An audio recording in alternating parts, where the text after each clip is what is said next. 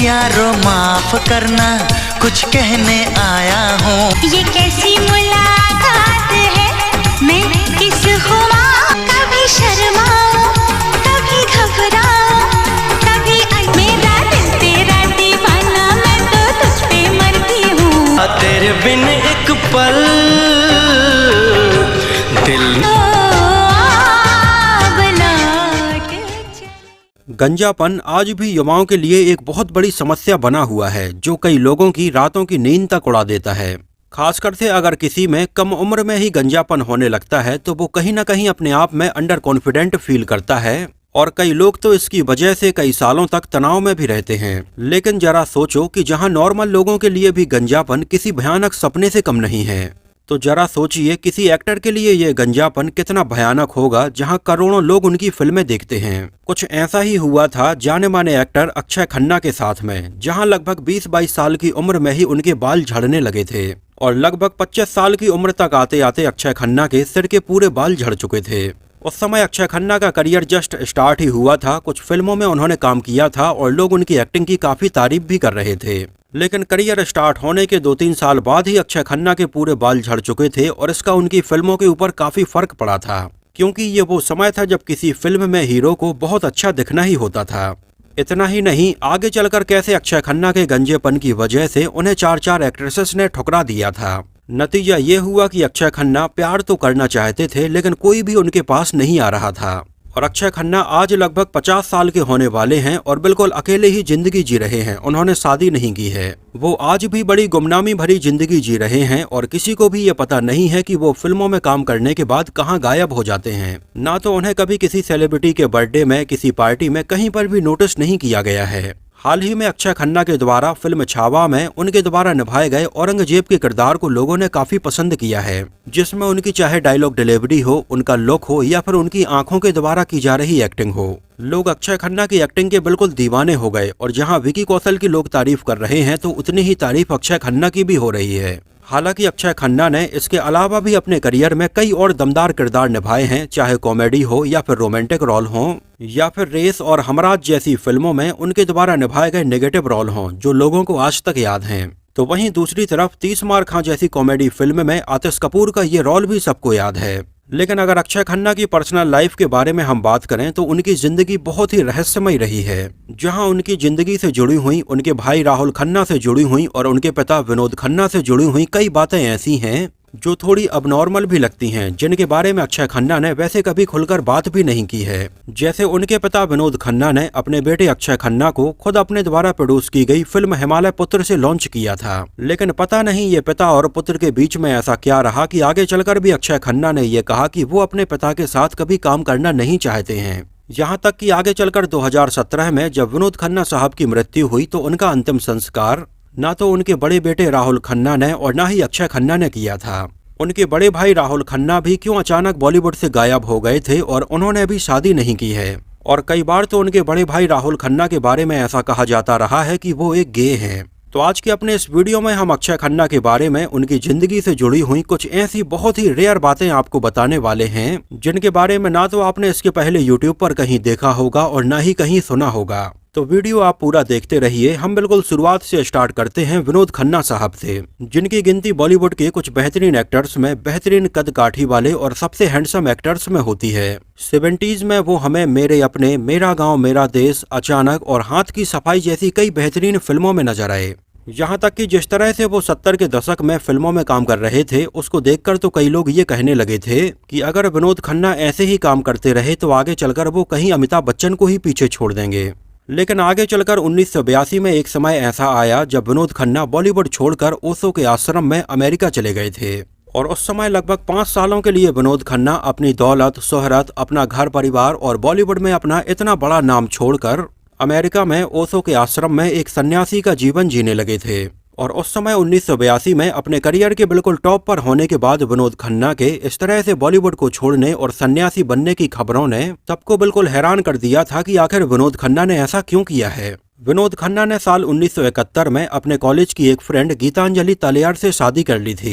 गीतांजलि उस समय विनोद खन्ना के साथ में कॉलेज में थीं और आगे चलकर वो एक मॉडल बन गई थीं। 1971 में इन दोनों की लव मैरिज हो गई और आगे चलकर 1972 में इनके बड़े बेटे राहुल खन्ना का जन्म हुआ और राहुल खन्ना के लगभग 3 साल बाद 1975 में अक्षय खन्ना का जन्म हुआ था। अक्षय खन्ना के बड़े भाई राहुल खन्ना के बारे में अगर आपको बताएं तो वो भी एक जाने माने वीजे, राइटर और एक्टर रहे हैं। राहुल खन्ना अक्षय खन्ना के जितने पॉपुलर तो नहीं हो पाए हैं, लेकिन फिर भी उन्होंने कई फिल्मों में काम किया है। जैसे 1999 में वो हमें आमिर खान के साथ में फिल्म अर्थ में नजर आए थे और इसके लिए उन्हें बेस्ट मेल डेब्यू का फिल्म फेयर अवार्ड भी मिला था। इसके बाद राहुल खन्ना आगे चलकर ऐलान, रकीब, दिल कबड्डी और लव आजकल जैसी फिल्मों में भी हमें सपोर्टिंग रोल्स में नजर आए हैं। लेकिन उनका करियर बॉलीवुड में कुछ खास सफल नहीं रहा और कुछ समय के बाद उन्होंने बॉलीवुड को छोड़ दिया था। वो अमेरिका जाकर शिफ्ट हो गए थे और अपना कुछ और बिजनेस करने लगे थे। खैर, वापस विनोद खन्ना पर आते हैं। जिस समय राहुल खन्ना लगभग 11 साल के थे और अक्षय खन्ना लगभग 7 साल के थे, उस समय 1982 में विनोद खन्ना अपनी फैमिली और बॉलीवुड को छोड़कर अमेरिका चले गए थे ओशो के आश्रम में और लगभग 5 सालों तक 1982 से लेकर 1987 तक विनोद खन्ना की पत्नी गीतांजलि और उनके दोनों बेटे राहुल खन्ना और अक्षय खन्ना विनोद खन्ना के बिना इंडिया में बहुत ही मुश्किल भरा जीवन जी रहे थे और विनोद खन्ना का कुछ भी अता पता तक नहीं था।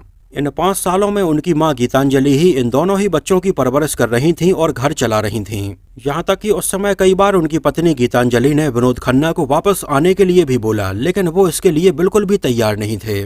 उस समय इस बारे में विनोद खन्ना का ये कहना था कि उनका दिमाग बिल्कुल पूरी तरह से सैचुरेट हो गया है और उन्हें मेडिटेशन से शांति मिल रही है और उन्हें अंदर से इतना अच्छा फील हो रहा है कि वो ओशो के आश्रम को छोड़कर इंडिया वापस नहीं आएंगे। और उस समय विनोद खन्ना की ये बातें सुनकर उनकी पत्नी गीतांजलि को ये यकीन हो गया था कि विनोद खन्ना शायद अब कभी वापस इंडिया आएंगे ही नहीं और उन्हें विनोद खन्ना के ऊपर इतना ज्यादा गुस्सा आया कि उन्होंने 1985 में ही उनसे डिवोर्स ले लिया था और अपने दोनों बेटों राहुल खन्ना और अक्षय खन्ना के साथ में वो एक अलग घर में रहने लगी थीं। खैर, जब ओशो के आश्रम के ऊपर अमेरिकन गवर्नमेंट ने थोड़ी सख्त रवैया अपनाया तो विनोद खन्ना को इंडिया वापस आना ही पड़ा, क्योंकि उस समय ओशो का आश्रम अमेरिका में बंद हो गया था और उनके सारे भक्त अपनी अपनी जगह पर वापस जा रहे थे।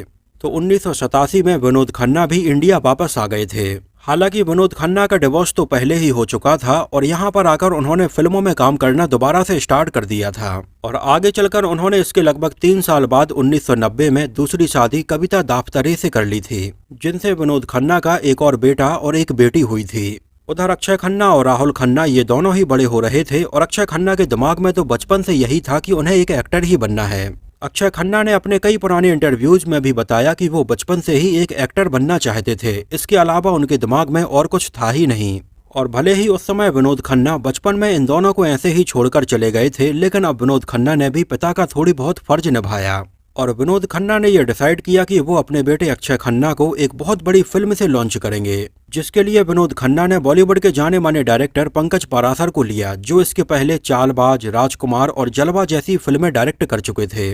यहाँ तक कि उस समय विनोद खन्ना ये चाहते थे कि उनके बेटे के साथ में पहली फिल्म में ऐसी एक्ट्रेस नजर आए जो इसके पहले किसी भी बॉलीवुड फिल्म में नजर न आई हो। और इसके लिए उस समय विनोद खन्ना ने हजारों लड़कियों के ऑडिशन लिए, उनके फोटोग्राफ से देखे, इंडिया से लेकर अमेरिका और अमेरिका से लेकर यूके तक के बहुत सारे चक्कर लगाए और तब जाकर कहीं विनोद खन्ना की मुलाकात यूके में एक बहुत ही खूबसूरत Indian British actress Anjala Zaveri से हुई, जो आगे चलकर प्यार किया तो डरना क्या में अरबाज खान के अपोजिट भी नजर आई थीं और कुछ और फिल्मों में उन्होंने काम किया। खैर, फिल्म हिमालय पुत्र बनी, लेकिन ये कुछ खास सफल नहीं हो पाई और अक्षय खन्ना को ज्यादा लोगों ने उतना नोटिस किया ही नहीं, क्योंकि डायरेक्टर पंकज पाराशर ने ये फिल्म थोड़ी पुराने टाइप की बनाई थी जो नई ऑडियंस से उतनी कनेक्ट नहीं हो पाई थी। लेकिन 1997 में ही अक्षय खन्ना हमें एक मल्टी स्टारर फिल्म बॉर्डर में लेफ्टिनेंट धर्मवीर सिंह के रोल में नजर आए थे और उस समय बॉर्डर में सनी देओल, सुनील शेट्टी और जैकी श्रॉफ जैसे बड़े एक्टर्स के नजर आने के बाद भी अक्षय खन्ना की एक्टिंग में इतनी गहराई थी, उन्होंने इतने बेहतरीन तरीके से इस रोल को निभाया था कि सब लोगों ने इसको नोटिस किया। उस समय क्रिटिक्स ने और ऑडियंस ने भी उनके इस रोल को बहुत ज्यादा पसंद किया और अक्षय खन्ना को फिल्म बॉर्डर के लिए बेस्ट मेल डेब्यू का फिल्म फेयर अवार्ड भी मिला था।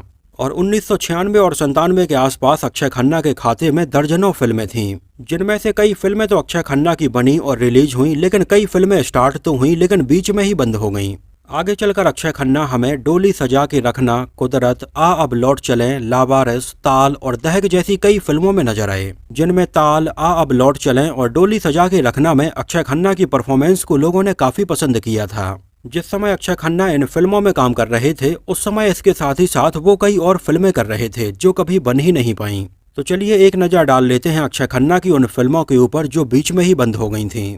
जैसे उस समय अक्षय खन्ना को जाने माने प्रोड्यूसर पहलाज नेहलानी ने अपनी फिल्म उलझन के लिए भी साइन किया था, जिसमें उन्होंने अक्षय खन्ना के साथ ही साथ रवीना टंडन को भी साइन किया था, जिसके लिए उस समय अक्षय खन्ना और रवीना टंडन ने फिल्म के कुछ सीन भी शूट किए थे और अक्षय खन्ना के ऊपर इसका एक गाना भी फिल्माया गया था। लेकिन आगे चलकर हुआ कुछ ऐसा कि इसमें रवीना टंडन की जगह पर दीप्ति भटनागर को साइन किया गया, और जब ये बात विनोद खन्ना को पता चली तो उन्होंने अक्षय खन्ना से बोला कि वो ये फिल्म तुरंत छोड़ दें, क्योंकि इसमें दीप्ति भटनागर के साथ में अक्षय खन्ना की जोड़ी उतनी अच्छी नहीं लग रही है। दीप्ति भटनागर उनसे काफी ओल्ड नजर आ रही हैं। और अक्षय खन्ना के छोड़ देने के बाद में फिल्म उलझन में पुरु राजकुमार को साइन किया गया था, जो फिल्म फाइनली 2001 में रिलीज हुई थी। लेकिन उस समय अक्षय खन्ना के ऊपर फिल्म का एक गाना भी फिल्माया गया था, जिस गाने को पहलाज नेहलानी ने अपने प्रोडक्शन में बन रही एक और फिल्म भाई भाई में यूज किया था, और इस बारे में अक्षय खन्ना को उन्होंने कुछ बताया भी नहीं था। और फिल्म भाई भाई में अक्षय खन्ना का ये गाना आप आज भी देख सकते हैं, जिसका टाइटल है तेरा नाम लूंगा। उस समय फिरोज खान भी अक्षय खन्ना को साइन करके फिल्म प्रेम अगन बनाना चाहते थे, लेकिन जब उनके बेटे फरदीन खान विदेश से वापस आ गए और उन्होंने एक्टिंग में अपनी दिलचस्पी दिखाई, तो फिरोज खान ने अक्षय खन्ना की जगह पर अपने बेटे फरदीन खान को साइन करके फिल्म प्रेम अगन बनाई थी। जहाँ तक कि फिरोज खान ने एक समय अक्षय खन्ना को अपनी फिल्म जान नसी के लिए भी साइन किया था, लेकिन आगे चलकर फाइनली ये फिल्म भी उन्होंने अपने बेटे फरदीन खान के साथ में बनाई थी। 1997 में अक्षय खन्ना की संजुक्ता सिंह के साथ में फाइटर नाम से एक फिल्म बन रही थी, लेकिन ये बीच में ही बंद हो गई। उसी समय करिश्मा कपूर के साथ में दीवाना तेरे नाम का फिल्म का भी अनाउंसमेंट हुआ, लेकिन ये फिल्म भी नहीं बन पाई। ट्विंकल खन्ना के साथ में अगर तुम ना आते नहीं बन पाई। सौतन की बेटी भी ममता कुलकर्णी और मनीषा कोइराला के साथ में नहीं बन पाई थी। इसके अलावा उनकी जैकी श्रॉफ और ममता कुलकर्णी के साथ में छुपा है क्या दिल में भी अनाउंस हुई, लेकिन ये भी नहीं बन पाई। जहां तक कि लेट 90s में तो अक्षय खन्ना की करिश्मा कपूर के साथ में 3-4 फिल्में एक साथ अनाउंस हुई थीं, और इन दोनों का उस समय ये फोटो शूट भी करवाया गया था, जो फोटोज आप देख सकते हैं। लेकिन उस समय हुआ कुछ ऐसा कि इनमें से कोई भी फिल्म नहीं बन पाई थी, जिनमें से कुछ फिल्में तो उस समय अक्षय कुमार के गंजेपन की वजह से ही बंद हो गई थीं, क्योंकि उस समय कई प्रोड्यूसर्स की सोच ये होती थी कि फिल्मों में उनका हीरो बिल्कुल स्मार्ट नजर आना चाहिए। लेकिन उस समय अक्षय खन्ना के करियर स्टार्ट होने के लगभग 2-3 साल बाद ही, मात्र 22-23 साल की उम्र में ही उनके आगे आगे के पूरे बाल झड़ने लगे थे, और उनका लुक भी कोई बहुत ही माचो हीरो टाइप का नहीं था। उस समय उतनी कम उम्र में उनके बाल झड़ने का दर्द अक्षय खन्ना ने अपने एक इंटरव्यू में बताया कि वो उस समय रातों में सो तक नहीं पाते थे, और उस समय अपने बालों को लेकर उन्हें इतनी ज्यादा चिंता हो गई थी कि अब उनके करियर का क्या होगा। ये वो समय था जब इंडिया में हेयर ट्रांसप्लांट भी इतना ज्यादा कॉमन नहीं था, और विग भी उतनी ज्यादा कोई सफल नहीं थी। और जितने भी एक्टर्स ने अपना हेयर ट्रांसप्लांट करवाया वो 2000 के बाद ही करवाया था, चाहे सलमान खान हो, अक्षय कुमार हो, या बॉलीवुड के कोई और एक्टर हों। लेकिन उस समय लेट 90s में अक्षय खन्ना के लिए बाल झड़ना बहुत बड़ी मुसीबत बन गई थी। हालांकि उस समय बॉलीवुड के कई सीनियर एक्टर विग जरूर लगा रहे थे, लेकिन उनकी उम्र काफी ज्यादा थी, जिनमें राजकुमार और राकेश रोशन जैसे लोग शामिल हैं। लेकिन अक्षय खन्ना को ये बात रास नहीं आ रही थी कि 22 साल की उम्र से ही वो अभी से विग लगा लें, और आगे चलकर तो वो 2001 के आसपास अपनी कई फिल्मों में हमें अपने ऐसे ही लुक में बहुत छोटे बालों में नजर आए। यहाँ तक कि उस समय अपने झड़ते हुए बालों से अक्षय खन्ना पूरी तरह से परेशान हो गए थे, और उन्होंने इसी के चलते 1 साल ब्रेक भी लिया था, जिसकी वजह से साल 2000 में वो हमें किसी भी फिल्म में नजर नहीं आए थे। और इस दौरान अक्षय खन्ना ने अपने आप को ऐसे ही बाल्ड लुक में एक्सेप्ट किया, और 2001 में वो हमें दिल चाहता है, हमराज, दीवानगी और आगे चलकर हलचल, 36 चाइना टाउन, आपकी खातिर और नकाब जैसी कई फिल्मों में नजर आए। हालांकि इस समय तक ऑडियंस भी थोड़ी बदलने लगी थी, और अक्षय खन्ना की इन डिफरेंट फिल्मों में एक्टिंग को लोगों ने काफी पसंद किया, और इस समय तक ऑडियंस ने भी कहीं ना कहीं अक्षय खन्ना को उनके गंजेपन के साथ में उनके छोटे बालों में एक्सेप्ट कर लिया था। हालांकि अक्षय खन्ना हमें इसी दौरान शादी से पहले, 36 चाइना टाउन और आपकी खातिर जैसी कई फिल्मों में ये अलग अलग विग लगाए हुए भी नजर आए थे। लेट 90s और अर्ली 2000 ये वो समय था जब अक्षय खन्ना के करियर में ये सारी चीजें चल रही थीं। इसी समय अक्षय खन्ना की लव लाइफ भी पटरी पर आने वाली थी, लेकिन चीजें सही नहीं हो पाईं, जिस समय अक्षय खन्ना आ अब लौट चलें और ताल जैसी फिल्मों में ऐश्वर्या राय के साथ में काम कर रहे थे, तो उस समय अक्षय खन्ना मन ही मन ऐश्वर्या राय से प्यार करने लगे थे, लेकिन उनसे उनकी बात नहीं बन पाई क्योंकि उस समय ऐश्वर्या राय सलमान खान के साथ में एंगेज थीं। उसी दौरान करिश्मा कपूर के पिता रणधीर कपूर भी विनोद खन्ना के घर में अपनी बेटी करिश्मा कपूर का रिश्ता उनके साथ करने के लिए गए थे, लेकिन उस समय इन दोनों के पक्ष में ये बात नहीं रह पाई और अक्षय खन्ना और करिश्मा कपूर की शादी होते होते रह गई। और आगे चलकर अक्षय खन्ना रिया सेन और तारा शर्मा को भी डेट करने लगे थे, लेकिन इनसे भी बात नहीं बन पाई। उस समय इन सब ने अक्षय खन्ना को छोड़ दिया था और कहा जाता है कि कुछ लोगों ने तो उन्हें गंजेपन की वजह से अस्वीकार कर दिया था। खैर, उस समय कई बार दिल टूटने के बाद अक्षय खन्ना ने यह डिसाइड किया था कि वो आगे चलकर कभी शादी करेंगे ही नहीं। इस बारे में भी उन्होंने अपने एक पुराने इंटरव्यू में जिक्र किया था। जब किसी ने उनसे शादी के बारे में पूछा था तो उन्होंने बताया कि उनका शादी में कोई बिलीव नहीं है और वो शादी करना चाहते ही नहीं हैं। इस बारे में उनका ये कहना था कि शादी केवल सोसाइटी के दिखावे के लिए लोग कर रहे हैं, शादी के बाद बच्चे हों ये भी सोसाइटी के लिए ही लोग कर रहे हैं, और बच्चे हो जाने के बाद में तो अपनी पूरी जिंदगी बच्चों के नाम करनी ही पड़ती है। और अक्षय खन्ना ऐसा बिल्कुल भी करना नहीं चाहते हैं, इसी वजह से वो ना तो शादी करेंगे और ना ही बच्चे करेंगे। वो अपनी जिंदगी हमेशा अपने हिसाब से ही जीना चाहते हैं, उन्हें जैसा अच्छा लगता है वो वैसा ही करेंगे। और अक्षय खन्ना आज लगभग 50 साल के होने वाले हैं और अपनी इसी बात पर आज भी अड़े हुए हैं। कई बार तो ऐसा भी कहा जाता है कि अक्षय खन्ना के शादी ना करने और बच्चे ना करने के पीछे सबसे बड़ा रीजन उनके पिता विनोद खन्ना ही हैं। जब विनोद खन्ना 5 सालों के लिए अपनी पत्नी और दोनों बच्चों को बचपन में ऐसे ही छोड़कर अमेरिका चले गए थे, उन 5 सालों में अक्षय खन्ना और उनके भाई ने जो दुख, जो तकलीफ और जो पीड़ा सही है वो जिंदगी भर उन्हें याद है। और बचपन में उनके पिता विनोद खन्ना के द्वारा की गई इस बात ने इन दोनों के दिमाग पर इतना गहरा असर डाला कि आगे चलकर राहुल खन्ना और अक्षय खन्ना इन दोनों का ही यकीन शादी और बच्चों से पूरी तरह से उठ गया। और ये दोनों ही सिंगल हैं, इन दोनों ने ही शादी नहीं की है। अब इसे शायद आप बचपन का एक ट्रॉमा कहें या कुछ भी कहें, लेकिन ये बात इन दोनों के दिमाग पर काफी गहरी छपी हुई थी। और कहीं ना कहीं इन दोनों को शादी की कमिटमेंट करने से और बच्चे होने से इतना ज्यादा डर था कि कहीं वो इनकी परवरिश अच्छे से नहीं कर पाए तो क्या होगा, कहीं इनके बच्चों का बचपन भी वैसा ही न बीते जैसा कि इन दोनों का बीता है। जिस समय इन दोनों को पिता की बहुत ज्यादा जरूरत थी उस समय इनके पिता साथ में नहीं थे, और यही दुख, ये दर्द, ये पीड़ा आज भी इन दोनों के दिलो दिमाग में कहीं ना कहीं बसी हुई है। हालांकि आगे चलकर जब ये थोड़ी बड़े हुए तो चीजें थोड़ी ठीक हो गई थीं, लेकिन कहीं ना कहीं अगर देखा जाए तो बड़े हो जाने के बाद में इन दोनों के संबंध उतने अच्छे अपने पिता विनोद खन्ना से कभी हो ही नहीं पाए। यहाँ तक कि जब 2017 में विनोद खन्ना साहब की मृत्यु हुई तो बॉलीवुड के बहुत सारे सेलिब्रिटीज, उनकी पहली पत्नी गीतांजलि, अक्षय खन्ना, उनके बेटे राहुल खन्ना, उनकी दूसरी पत्नी और दूसरी पत्नी से हुआ बेटा साक्षी और उनकी लड़की भी मौजूद थी। लेकिन उस समय कुछ ऐसा हुआ कि वहां पर खड़े सारे सेलिब्रिटीज और मीडिया वाले देखकर बिल्कुल हैरान हो गए कि विनोद खन्ना का अंतिम संस्कार उनके सबसे बड़े बेटे राहुल खन्ना ने नहीं किया, बल्कि उनकी दूसरी पत्नी के बेटे साक्षी ने किया था। अब शायद या तो विनोद खन्ना अपने अंतिम समय में जाते जाते यह कह गए होंगे कि मेरा अंतिम संस्कार साक्षी ही करेंगे। तो कहीं ना कहीं ये सारी चीजें ये शो करती हैं कि अक्षय खन्ना और राहुल खन्ना के संबंध विनोद खन्ना साहब से उतने मधुर कभी थे ही नहीं। हालांकि आगे चलकर अक्षय खन्ना ने कहा कि वो अपने पिता के साथ में कभी स्क्रीन शेयर करना नहीं चाहते थे। इस बारे में अक्षय खन्ना ने बताया कि उनके पिता विनोद खन्ना की पर्सनालिटी कुछ ऐसी थी और वो इतने ज्यादा हैंडसम थे कि स्क्रीन पर उनके साथ खड़े होने में अक्षय खन्ना को डर लगता था। इस वजह से अक्षय खन्ना विनोद खन्ना के साथ में कभी भी स्क्रीन शेयर करना नहीं चाहते थे।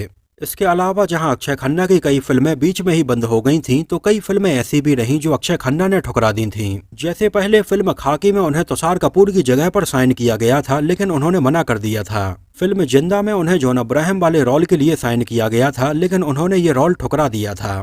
फिल्म कांटे में लकी अली वाले रोल को उन्होंने ठुकरा दिया था। इसके अलावा फिल्म किसना में विवेक ओबराय वाले रोल को भी उन्होंने ठुकरा दिया था।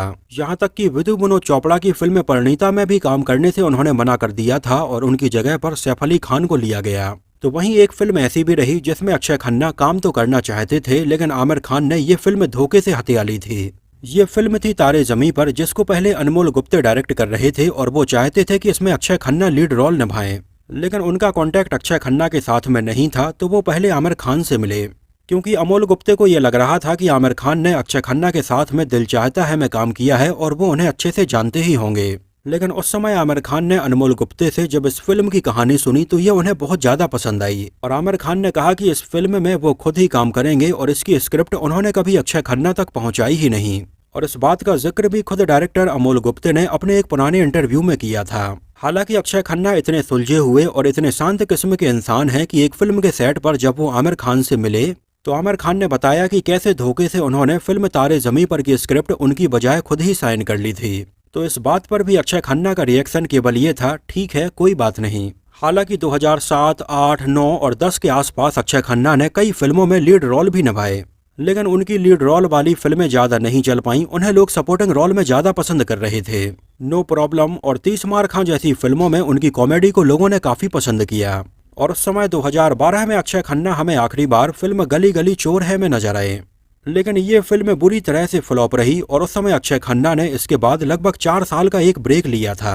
और 2012 से लेकर 2016 तक अक्षय खन्ना कहां गायब रहे इस बारे में किसी को कोई भी जानकारी नहीं है। ना तो कभी वो सोशल मीडिया पर एक्टिव रहे और न ही कभी किसी पापाराजी के कैमरे में आए। हालांकि 2016 में उन्होंने फिल्म ढिसूम से फिर से अपनी वापसी की और अक्षय खन्ना के वापस आने के बाद में जब उनसे पूछा गया कि वो इन 4 सालों में कहाँ थे तो उन्होंने बताया कि इन 4 सालों में वो अपनी कुछ पर्सनल प्रॉब्लम से डील कर रहे थे और इस बारे में वो कोई भी बात करना नहीं चाहते हैं। और इन 4 सालों में अक्षय खन्ना ने क्या किया ये बात रहस्य ही रह गई। खैर ये अक्षय खन्ना के करियर की दूसरी पारी थी और इस दौरान वो हमें कुछ क्रिटिकल अक्लेम फिल्मों जैसे मॉम, इत्तेफाक, the accidental prime minister, section 375 और आगे चलकर दृश्यम 2 जैसी फिल्मों में बेहतरीन रोल निभाते हुए नजर आए, जहां अब अक्षय खन्ना अंदर से इतने स्ट्रॉन्ग और दुनियादारी से इतने बेफिक्र हो चुके हैं कि वो रियल में जैसे हैं वैसे ही फिल्मों में नजर आए हैं। ना तो उन्होंने अपने बालों का ट्रांसप्लांट करवाया है और ना ही कोई विग लगाई है। और ऑडियंस भी अब बहुत ज्यादा मैच्योर हो गई है और अक्षय खन्ना की परफॉर्मेंस इत्तेफाक और दृश्यम 2 में उनके इसी लुक में लोगों ने पसंद की है। अक्षय खन्ना बहुत ही शाई हैं और बहुत ही प्राइवेट लाइफ जीना पसंद करते हैं। मुंबई से दूर अलीबाग में उनका एक फार्म हाउस है और अक्सर फिल्मों में काम करने के बाद में वो अपने फार्म हाउस पर ही चले जाते हैं। अक्षय खन्ना की सोच ये है कि उन्हें अपने काम के ऊपर भरोसा है और आज भी वो चापलूसी करके कोई भी फिल्म में रोल करना नहीं चाहते हैं। हाल ही में आई उनकी फिल्म छावा में उनके काम को लोगों ने इतना ज्यादा पसंद किया, हर कहीं पर लोग उनकी तारीफ कर रहे हैं। लेकिन इसके बावजूद भी अक्षय खन्ना इसमें काम करने के बाद में गायब हो गए हैं, मीडिया की नज़र में कभी आए ही नहीं। और आज अक्षय खन्ना इस मुकाम पर हैं कि लोग उनके बारे में क्या सोचते हैं, उनके लुक के बारे में क्या कहते हैं, फिल्म में उनके रोल की तारीफ करते हैं या बुराई करते हैं, इससे उन्हें कोई ज्यादा फर्क पड़ता ही नहीं है। छावा के बाद में अक्षय खन्ना हमें अगली फिल्म धुरंधर में नजर आएंगे, जिसकी शूटिंग अभी चल रही है। तो दोस्तों ये तो बात हुई अक्षय खन्ना के बारे में, उनकी जिंदगी से जुड़े हुए कुछ ऐसे पहलुओं के बारे में जिनके बारे में शायद आप पहले नहीं जानते होंगे। वैसे मुझे पर्सनली अक्षय खन्ना बहुत ज्यादा पसंद है, उनकी एक्टिंग मुझे बहुत पसंद आती है। आप लोगों को अक्षय खन्ना कैसे लगते हैं, उनकी फिल्में आपको कैसी लगती हैं और उनके करियर के बारे में आपका क्या कहना है, उनके लुक के बारे में आपके क्या ख्याल हैं, हमें कमेंट सेक्शन में अपनी राय जरूर बताना। तो फिलहाल के लिए इस वीडियो में इतना ही। अगर ये वीडियो आपको पसंद आया हो, मेरी मेहनत आपको पसंद आई हो तो उसको प्लीज लाइक करके मुझे इस बात का जवाब जरूर दीजिए। तो मिलते हैं किसी नए वीडियो में कुछ और ऐसी ही इंटरेस्टिंग और रोचक बातों के साथ।